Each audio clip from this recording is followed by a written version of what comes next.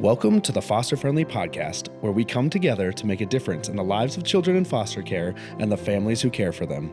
Foster Friendly communities are part of a nationwide movement by America's Kids Belong that helps people from all walks of life take action and help kids and families thrive. You'll hear from former foster youth, foster and adoptive parents, social workers, faith and business leaders, and other experts on how to engage in meaningful ways. Our hosts Brian, Travis, and Courtney explore inspiring stories of everyday people making a difference in foster care where they live and work. Hello and welcome to the Foster Friendly Podcast. I am your host, Courtney Williams, joined with my co-host, Travis. And I'm excited for this conversation today because I don't know Abby too well, but the little I've gotten to know her, our lives are very, very similar, like very parallel in a lot of different ways. So Abby is our guest today, and she's a veteran foster parent, a public school teacher, and the founder and executive director of Fostering Faithfully. She and her husband Jonas have been raising children, 2 biological, 2 adopted from foster care, and 47 for a season for the past 18 years on a cattle farm in South Carolina. Thanks for joining us, Abby. Thank you. Yes, I've enjoyed getting to know you guys, and I'm just excited to share a little bit about our journey today. And I've got to know about this cattle farm because my husband and I, we had a dream forever of owning a farm. So we bought this farm. We had all the animals. We had it for about 18 months, and then we got called to a different location. And so we were really bummed, and we did pick it back up when we moved. So I just want to hear about that for you guys. Was that a lifelong dream, or how did that come about? Oh, absolutely. So my husband and I grew up here in this community. And when I went off to the University of Missouri to come alongside some foster and adoptive families there, he went to Clemson University, then to basic training, and that was his dream to come home and buy this property. And he did. And funny story, my junior year, I came home and it's near my parents' home. So my parents live up the hill from this farm. And my dad had just gotten his first Harley, and I got on the back, rode down here. Jonas was on his horse on his property. So I got off the back of my dad's Harley. I got onto Jonas's horse. He took me for a ride on this property, and I guess the rest is history. We moved away for a while. We came back, and we've raised our kids here. The farm is an amazing place to foster parent. It's been good for my kids. It's been good for our foster children. So many of them have no idea where chicken nuggets come from, how hamburgers happen. And so we've broken that news to them. Yeah. They know now. Do you name your animals? We do have animals. We have. Do you name them? Oh, we name them. Yes, okay. We name the beef we eat. Yeah, we do too. Nice. We'll be sitting at night like, oh, we're eating Linus tonight. Or oh man, gallows humor there. I love it. Yeah, it was a great line that says, "Farming looks nice from a car window," and having go up on a farm too, it smells better from a car window too, but we can all say that. Right. But there's so much fun here. I mean, even our newest foster daughter, I mean, she's had a blast riding the horse, jumping on all the hay bales we have stacked up for winter. So there's just nothing like it. It's magical. Yeah, it is. It for sure. Very cool. Special. Well, Abby, tell us more about your entry point and journey into foster care. The journey started, again, when I was 17, which not many people I know can say. I just really felt like I was called to this at a young age, watching those people at my church in Columbia, Missouri, foster and adopt children. And so my husband, who's now my husband, came out to the University of Missouri. It's this like 17-hour drive. And I said, listen, if you're not up for foster and adopting, like, quit wasting your time because I'm not your girl. And so he claims I only talked about adopting, but I guess you can't paint the full picture of what you're signing up for, maybe. I don't. So we ended up, as soon as we got married, we had our 2 biological boys. And then when our son Caleb was 15 months old, we went to training to become first foster to adopt parents. And so we did that, and we got our daughter. We had, of course, like most people, we wanted a younger child. But they called us with a 2.5-year-old after waiting for 2 years. So I definitely want people to hear that part of the story. I felt so called to this and then waited for 2 years for a call.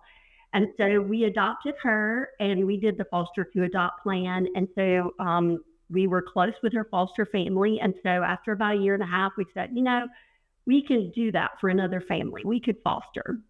And so we became foster parents. And our first placement, one of our first placements was who would become our daughter, Carly, came, and she was 4 panels, and I was teaching at an online school, so I was able to take a really young baby. It was supposed to be for 6 weeks, and 12.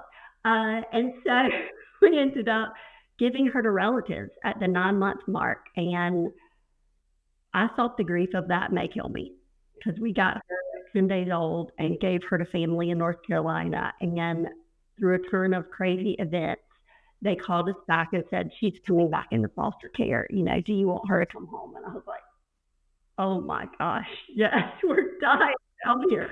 So she came back to live with us forever. And we did get to know her mother and have a relationship with her mother for a while there, and grandmother. And then finally, we have a son who we never adopted named DeAndre. He aged out of our group home here. Is like a son to us. And I have to tell you, he wants to be a teacher.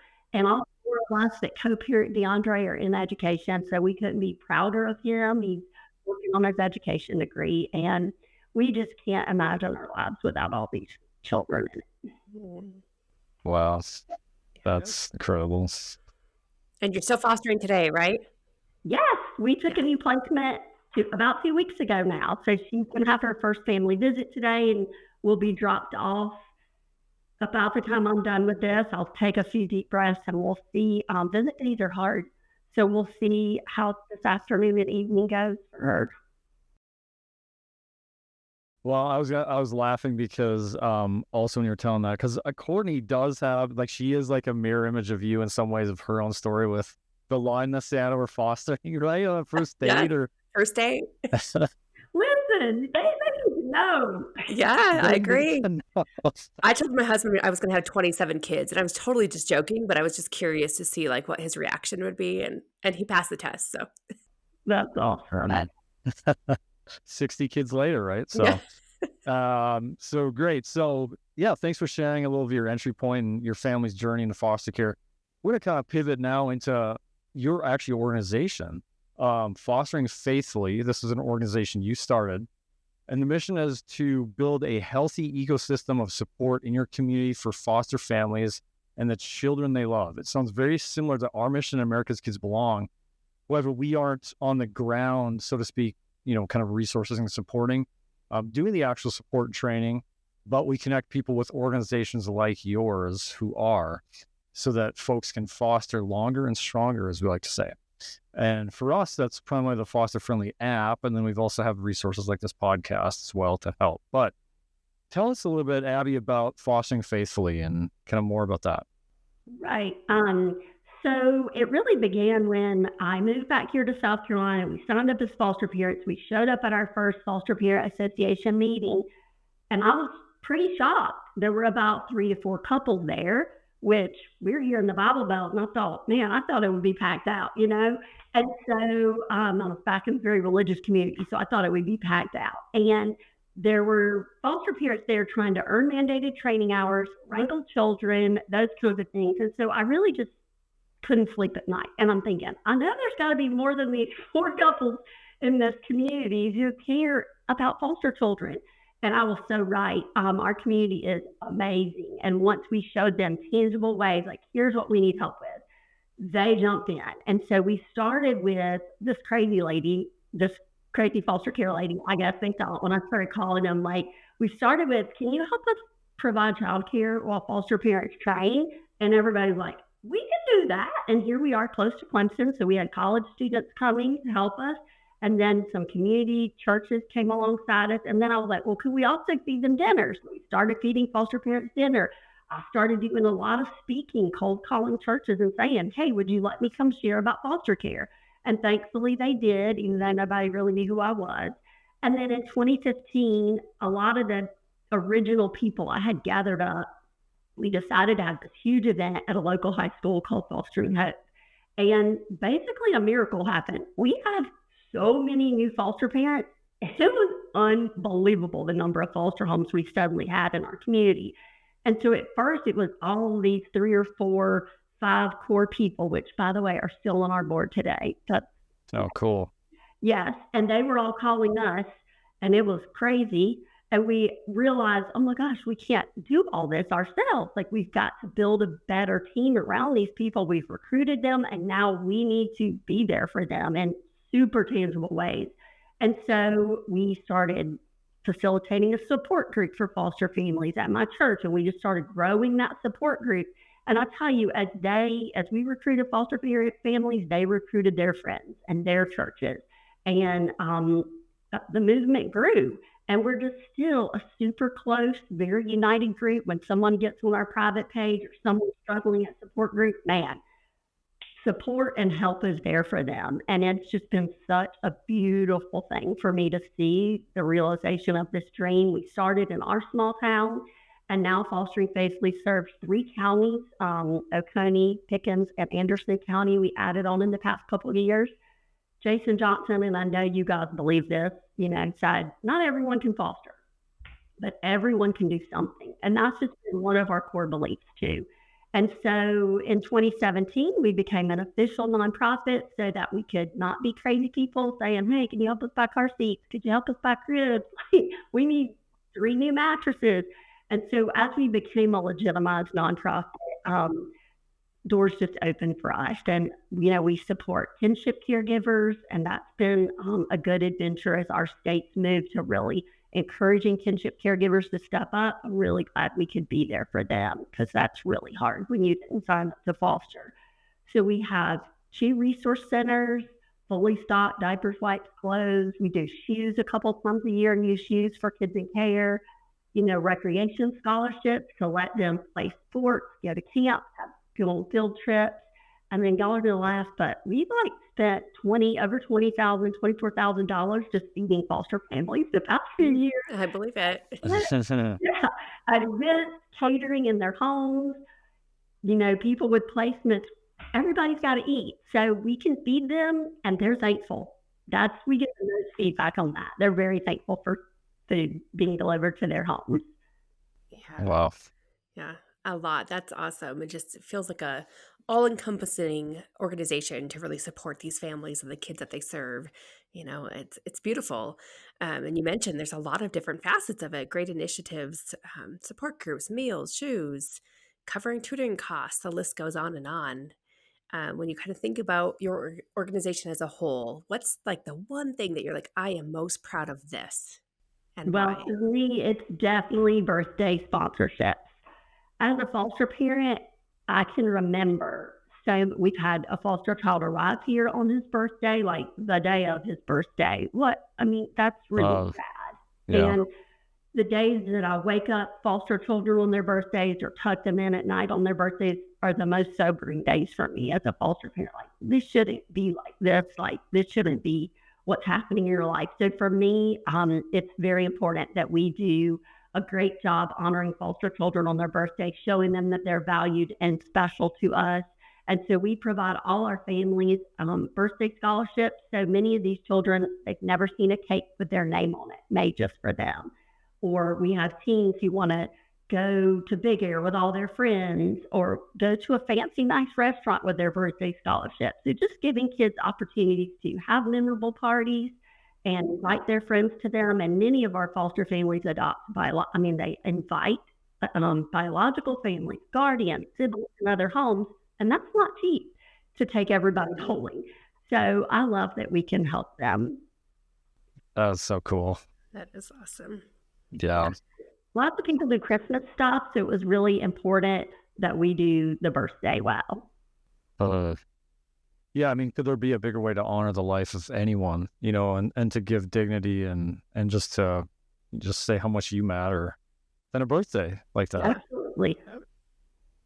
Very, very cool. And it's another chance many times for them to see their siblings. So I love that. Yeah, because you said also biological families are invited and parents when that can happen too. Yeah, if the foster family wants to, if they're safe people, aunts, uncles, grandparents, many of them invite them, and we want them to be able to feed everybody and, have those happy memories surrounding that child that day. Man, that's such a cool just picture too of the overall thing when foster care system, as much as it gets flack for all the, difficulties and some problematic areas, but when it does kind of have that picture of all involved and all there at the table and all, kind of with the end goal of when it's possible to have the child go home. That's a picture of that. So, yeah. Right. It's a great chance. It's a great day to say, to bond with the child too, especially if the place was new. Like, look how important you are to us. Look how much we value your life. Yeah. Even though we just met 6 months ago, or for me, a few days ago, a couple of times that happened at my house. You personally, as a journey of a foster mom, we know attrition is huge. We've done an episode recently on that, and just the things around foster parents quitting. As a foster parent yourself, how have you kept going when it's emotionally draining, physically draining, spiritually draining, all of the above? Like, what are some tips or things that you've learned? It is pretty heavy, kind of difficult work, very rewarding, the best kind. But I just tell foster parents, we've got to be looking for the miracles, and they're out there, because where there's great love, you're going to get to experience miracles. And I tell foster parents, they get a front row seat to those. We've been able to see kids that you didn't think could ever be verbal talk, and once their medical needs are cared for, just come alive again. That flat, sad affect looks alive again, and you get to see them thriving. And those are miracles. We've seen families come from other places in America, giving up so much of their life to come and take children and take custody of children they've never even met before. And to be able to shepherd them through that transition as a foster parent, show grandparents, here's how you put a car seat in. Here's your grandchild you've never met. And so to meet them at parks and watch them fall in love with these kids and become a family, to see siblings put back together, see families put back together and help again is miracle. And over the past few years, my husband and I used to talk a lot about physical space. Do we have a bed for this child? But as we've gotten older, part of the conversation has had to be, do we have emotional space? We have, 5 kids that we've committed to. So there's cases we have to say no to. And there's seasons we take off, and to get our heads right again, to patch our family back up. But I think the number one thing that my husband has to preach to me all the time and very often to stay in this work is that we have to simplify to serve. Our life, our family life, it just can't run like everyone else's. The crush it culture tells you your kids have to be in every activity. They have to be sports superstars. You have to do this and do that. And the truth is, we just can't. We can't go with the flow in this culture. We have to say no, even to a lot of good things, to be able to have emotional space for fostering. Our children can't stay out late. They need more structure. They need a lot of stability. They need, more sleep than children who haven't experienced trauma. And so we have to really, really make sure that we stay laser focused on a family, so that we have space in our lives. We're not overly reactive. We can kind of go at a slower pace, so we have room for emotional meltdowns. And so I guess the other big thing, as I think about how we've been able to do this, because I did have to sit there to write my book, think about that, is we just have had to change our expectations. And we've had to look for even small glimmers of positive and hope and reframe the difficulty sometimes as, today it only took 30 minutes for me to get her in the bathtub, because we've had some kids who do not want to bathe. And so, looking for little things of progress. Today we had a heartfelt chat.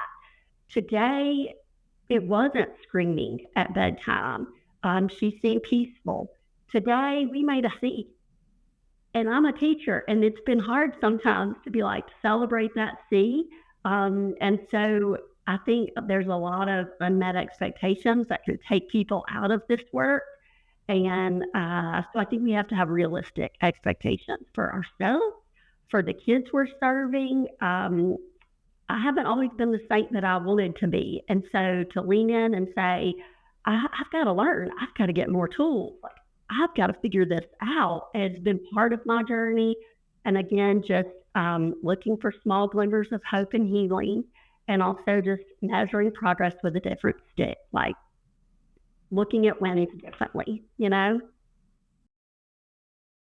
I love that. That's like my biggest advice. Whenever somebody asks me how we've stuck in it for so long, it's always expectations. Your expectations need to be realistic. Not that we don't have expectations, but they need to be realistic. And then I kind of go into my spiel like you just did, and it's spot on, exactly what I would say. So um, kind of related to that, Abby, I right before we started recording this, my 20-year-old was over for lunch, and he was just telling me a story how yesterday on campus somebody was asking about his family, and he's got a large family, and they're like, "Well, what do your parents do?" And he said, "I don't know what to tell people what you do, Mom. All I can think of is like just foster care everything, foster care." And I was like, "Huh, I wonder what my kids think of me, like as who I am." And I don't want foster care to be my only identity, right? And I think we can easily get into this role as foster parents, and especially after many years, and just kind of becomes who we are, which it is part of who we are. But on the flip side, how do you and your husband really find time for yourselves and for your marriage so it doesn't become your only identity and just parenting, and often parenting kids that have, hard backgrounds that you need some extra time and energy to pour into? Absolutely. And I'm probably not the best person to ask this question to, because I sometimes stay up too late at night, like going through foster care woes, telling my husband stories, trying to figure out how to solve this emotional behavioral conundrum of a child. What are we going to do about this? And so I do feel like as I carry other people in foster care, as I carry their stories as well, I sometimes seem to ruminate on foster care a whole lot. But I'd say the biggest thing I think we do is play, the importance of play. I mean, my husband and I, thankfully, we live near our family. And so we love to be in the great outdoors. They help us with our kids, go on vacations and travel some without kids. I love adventure. And if I don't have adventure in my life, I feel like I might starve. So I always have to have a great hike planned somewhere. That keeps us sane. We love to be with our kids too, at the river, at the lake, in the pools. And then, my husband and I have separate lives. He's an introvert. He likes to be in the woods by himself, at his shop by himself. And I still play tennis with some ladies that I played tennis with in high school. Some of them now volunteer for Fostering Faithfully, but in general, they are not involved in foster care. They don't really ask me a lot of foster care questions. And if I want to talk about it, they listen. But in general, we just get out there and smack the tennis ball around, and it just helps with life. It reminds me of my old self. And I think if our kids never see us having fun together, why would they want to grow up to adult? Like, if it just never looks fun to them. So I absolutely think that play is part of our story and our family story. I love to play with my kids, teach them how to snow ski or water ski. My dad always was very involved in throwing the ball with me. And so I don't have to have my kids in every organized sport. My husband and I can kick the ball, throw the baseball, play soccer. I've been hit with many soccer balls. So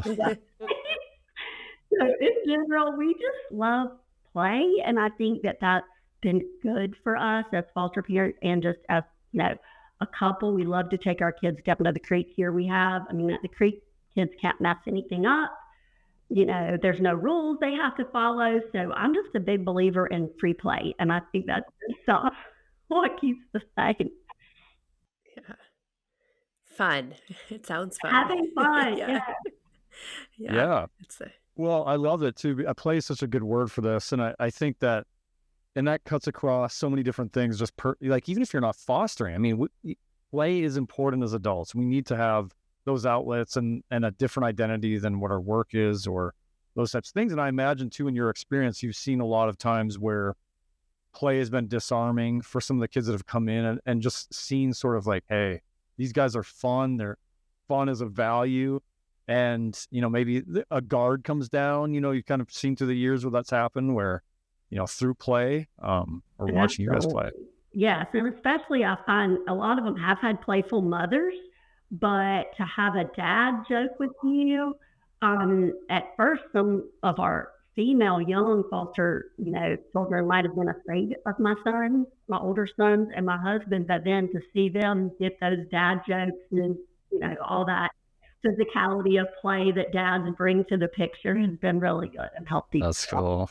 Even our foster daughter who's been there 2 weeks, she was rough out with my 20-year-old son last night. I'm like, well, she fits in. She was gone. So, Oh, I love it. Well, you know that the dad's doing well when we know he's getting eye rolls from the teenage girls of the dad jokes. That okay, that's a good job. So, what would you say to then are some just kind of practical tips that you guys have implemented around the house when maybe you're losing your cool at times, or one of you is, and you got to kind of share that, or just how do you kind of cope with kind of hard moments? well, that's been a kind of a long-term strategy for us, and I have to go back to that simplifying idea. We had a lot of clutter in our house, and as we added kids over the years, we were like, oh, this is really stressful. So, especially managing some of our kids' clutter, and we just had to simplify a lot of things: the meals we eat, the how much stuff we allow to be in our home, the cups they can drag out, the stuff in their drawers. Because if they've got some of them don't have the executive functioning skills to pick it up, organize it, put it away. And so instead of getting mad at all our stuff that we were feeling was everywhere, we had to get rid of it. We had to simplify everything. Sometimes we had to simplify being at our house more, because there's been times, and Courtney, maybe you can speak to this too, but there's 6 kids in the house. Well, they all want to eat, they all have laundry, they all have places to be. So like we had to be really focused on doing absolutely nothing at times, just staying here and saying, I'm going to catch up the laundry. I'm going to have quiet time myself, because if I don't, I won't have the wisdom and the creativity I need to look at this with fresh, healthy eyes, to sort this out emotionally. I'm going to come unglued if I don't just take some time to be at my house, getting the laundry right. For me, nutrition plays an important part in the amount of stress that you're under. I feel like nutrition plays a part in your ability to handle that. So in order to feed myself and my family healthy foods, I have to be here to cook it. I have to order it, prepare it, so I'm always just, I don't have a ton of like tips, but I will tell you this: I'm always in the kitchen browning something, baking something, cutting something up. I'm just planning my next move. I cook 3 to 5 things at a time here. And so I feel like if we eat too much junk, we just won't be able to take junk off the kids, and we're going to have to. And so just our rhythms here can't be hair on fire, or I'm really reactive instead of taking time to respond in ways that I want to be able to respond to my children. Right. Yeah. It's really very practical and real. And I know sometimes I'll be just sitting in my office or something, and I'll be working on my computer or just writing or whatever I'm doing. And my husband or somebody will come in, they'll be like, why? There's no music going. The lights are shut off. Why are you sitting like in the dark? And for me, sometimes it's just like that quietness. Like sometimes I just need like even the lights to be dim and the music to be off, even though I love music, but sometimes I just need that quiet, like to be in a little place of silence for a little while to gain my sanity and to feel refreshed. And then I can go out and I turn on the love music and start cooking. Yeah.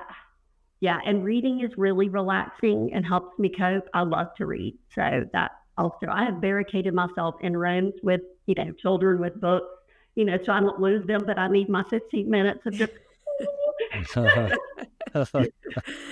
Yeah. Or the bathroom. I'm sure you play the bathroom trick as well. Like, oh, Yeah. mom's in the bathroom. Yeah. That is such a funny reality between dads and moms, of where it's such a common, like dads don't have that. Yeah. Like generally it's always mom's got to hide, and they're, I yep. don't know. So My husband goes to those woods. I don't know. yeah, you wonder why is he actually going? Animals. Yeah. Yeah. We know what's really going on. Yeah. Thanks for sharing, Abby. And again, just talking about foster parents quitting or even not starting, I'm sure you hear this all the time, but what I always hear is, I could never do that because I'd get too attached, or having them leave. And I know you kind of touched on that at the beginning of when the kiddo left your house for a time and how you were like, I don't know if I can go on. And it's the reality, right? These kids come in and we don't know the ambiguity of it. We don't know how long they're going to be with us, if they're going to be here. People always ask, so are you guys done adopting? It's like, well, we think we are, but we don't know, it's just that's the reality of this life that we live. But how do you cope with those emotions that come and the grief that come with fostering? The grief is definitely real. I know you and I had some email conversations. It is heavy. There have been times kids have left here and we have felt like, oh my gosh, there's their sock. I'm busting out into tears. They left their special thing, you know. And so that grief is real and it does exist. And I think foster parents, um, we expected when we signed up in some ways that we'd be getting into a sad business, and it is. Their stories their stories are really sad. There's grief in that. Not even a child leaving, just holding their stories is really, really sad. And so the grief is real, but I also want to be honest with viewers. And since I work with a lot of foster parents, I'd love to talk about, if you guys will let me, a couple other emotions. Um, One of them is that you don't always grieve. Sometimes you feel relieved. And, not every placement we just click with and it's easy. Some are just tough. And it doesn't mean that we can't love the child well and serve them well while they're here. But our placement before last, she couldn't understand foster care at 6 years old. And she really never could embrace and accept love from us. And so when she went to her mother and family, we were overjoyed for them and for us because it was a really difficult placement. And so, again, it's not always sad. We have had good friends of ours adopt our foster children.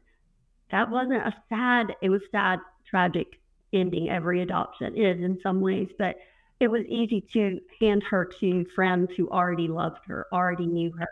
We've had, like I said earlier, families come and get children that are, extended families of theirs, and they were thrilled to embrace this new family member, half brother. And so those always haven't been sad endings for us when they're going to some relative of theirs. And many of our foster children we've been able to keep in touch with to this day. So we know how they're doing. So you don't always have to carry such a lot of the sadness of the abrupt ending. It's not always that way. But the other big emotions that I see take foster parents out that make me really sad, one of them is working with ESF. That's the piece you never see coming, I think, as foster parents. Many of our foster parents quit because of the system that maybe doesn't go the way they thought it should, and they feel so invested in children's lives as an everyday caregiver, but they have so little say in the outcomes. And that is tough. And so I like to just tell parents, and I wrote about some of this in my book, that you just can't pay attention to all the chatter in the case. They're going to do this, they're going to do that, because that's an emotional wave that will take you out. You have to, until they tell me they're going to move a child, I try to stay calm. If I'm mad or I have questions or I'm like, this makes no sense to me, I pick up the phone and I call my caseworker. And if she doesn't return my calls in what I think is a timely fashion, instead of getting bitter or angry about it, I will call a supervisor. I'll email again. Kindly, I sent you an email on such and such date. And so I try to give them the benefit of the doubt. And I've had amazing caseworkers. I very rarely had to use that. I mean, there's foster parent liaisons in our state for a reason. I've called senators in my state and House of Representatives people, and they have helped us. And so before I get bitter and let it knock me out, I always try to tell foster parents, we can knock really loudly on doors for kids without kicking them in and ruining all our relationships with DSS. So when in doubt, pick up the phone, call someone, ask questions. Maybe you don't know the whole story, and we don't know the truth. And, it's okay to advocate for kids. It is. Whether they listen or not, I don't know, but it at least will let you have, it's a little therapeutic to get your feelings out there about the case. Thankfully, we've had some really great guardians too. So I want to give a plug for becoming a guardian ad litem, because that is a great person for a foster parent to chat with, And then finally, I just think one of the huge emotions for me too has been handling difficult behaviors in children. Sadly, like all the love in the world. Just can't fix it sometimes. And that can be overwhelming. So for me, mantras, scripts have been huge to handle some of those big emotions, like quit taking it personally, Abby, quit taking it personally. This is a trauma behavior. It's not about you. It's they're dealing with what they need to deal with. And so I have to keep repeating some of these mantras to myself. This is a trauma behavior. And one that I go to often, because I've got a pretty combative child in my family, is, I love you too much to argue with you. And Love and Lawson gave me that one, so plug for them. But TVRI has some great scripts. I love you too much to argue with you. Asked and answered. Asked and answered. And then I move out of the room because I don't want to fight with kids. That's just such an emotional downhill ride. So those are things that have helped me, I guess, cope with it all. Wow. Well, I mean, gosh, we could have a whole nother episode just on what you've said in the last 5 minutes. Thing I want to respond to that I feel like was a good kind of summary of something that really hit me that I think is really important for, new foster parents or potential foster parents to hear. And I think that's your reminder that, just if you get caught up in all the chatter, the minutia of the details, where the court case is going, I mean, certainly you care about that stuff and certainly your heart's invested. But the over, I guess, pull into that to where it just feels like you're undone with the next update or the next, I mean, you're right. I mean, that is going to knock you out of the game. It seems like in my experience, in the savvy veteran foster parents that are around, it's the same exact advice you've said because the recognition is it's not that I don't have a voice, and you also on the other end did a great job to balance that out to encourage people to don't just hit the roadblock and also feel like you can be empowered to share and you can, because that's important as well. I think just to even be heard. But at the end of the day, I think foster parents to be reminded is that your role isn't to help determine the outcome of the case, though we want to feel that. Your role is to be a place of stability, a place of healing. And sometimes those seem to be in conflict because, maybe it's not going the direction you want. But you giving the love and attention in that time to that kid in your house, no matter what's going to happen next, is how their healing is happening. And may never see the eventual outcome of where this went. And it may take some twists and turns and went backwards and forwards and whatever. But I just love what you shared in that advice. And foster parents mostly are going to find that caseworkers are extremely loving, extremely sacrificial, extremely great listeners. They're not judgmental when they come into your home. I made no beds for her visit tonight when she brings our little one back. Like, they're very loving people who are easy to work with, but then there's the very few cases where they're not. I've had to call a child family team meeting and say, hey, can we all sort this out together? And it's still ended up okay. Yeah. Thanks again for that point. So to kind of get to the closing kind of phase of this interview with you, which has been great. You did write a book. You've already mentioned that. Here's the title: Simply Available: Unfiltered Truths on the Generous Hospitality of a Foster Care Lifestyle. Love that. The generous hospitality.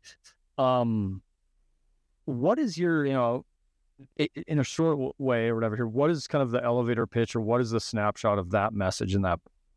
Well, it's funny you like the subtitle because the book publisher loved it, the editor hated it, and so me and my husband were like, so we met that.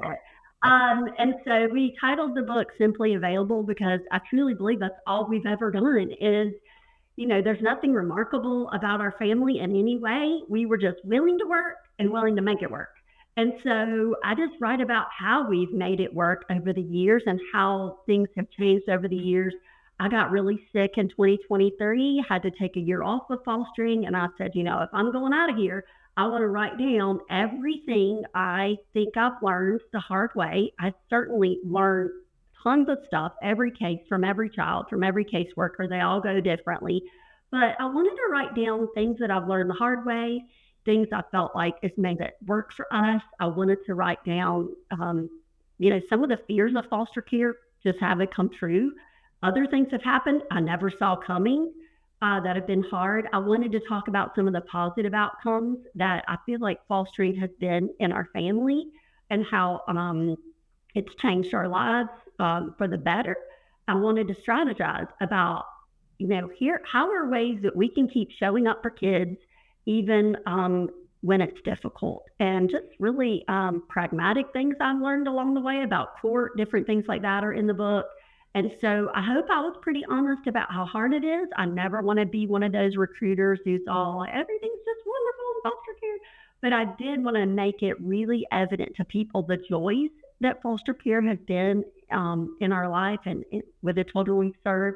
And I just wanted to share a belief that even though it's really difficult, that showing up for kids and families when they're, carrying more than they can bear is completely worth upending your life, being really intentional with your time and your family's love and energy and space, and that these kids are absolutely worth it.